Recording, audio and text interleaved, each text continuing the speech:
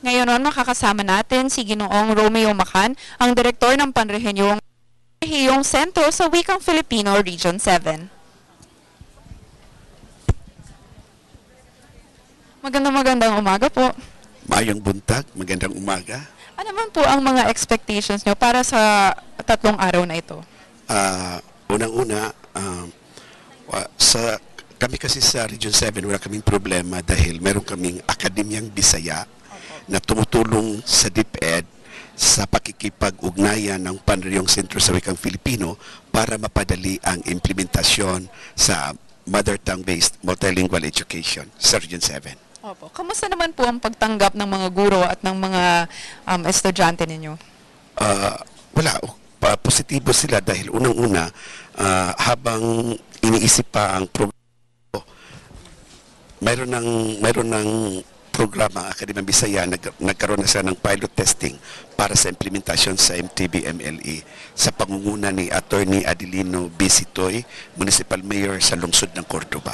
So nakikita niyo po na yung mga estudyante na talagang mas nadadalian na sila ngayon? Maganda ang performance nila. Opo. Maganda ang performance. At malayo ito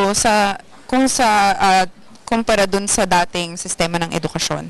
Meron talagang diferensya. Maganda ang performance talaga at mapadali ang pagtuturo dahil sa paningin ng mga guro, mother tongue ito wikang kinamulatan So mapadali nila ang kanilang pagtuturo at madaling mauunawaan sa mga estudyante.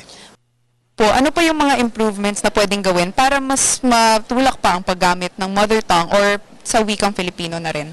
Kung tutuusin sa kasalukuyan, nagsusulat po ako ng aklat para ginagamit nila at gagamitin pa nila. Kaso lang, parang kailangan ang budget, na katututok tayo ng budget dito. Opo. So budget po talaga ang kailangan. Okay. Pero ano naman po yung mga challenges na hinaharap mo bilang manunulat? Sa akin, wala. Madali lang. Wala. Kasi may oras ako May panahon ako May panahon ako para makasulat dahil bilang direktor, meron akong oras na bakante na makapagsulat talaga. Opo. So maganda talaga marinig na hirapan sa Hindi transition. ko kami nahihirapan.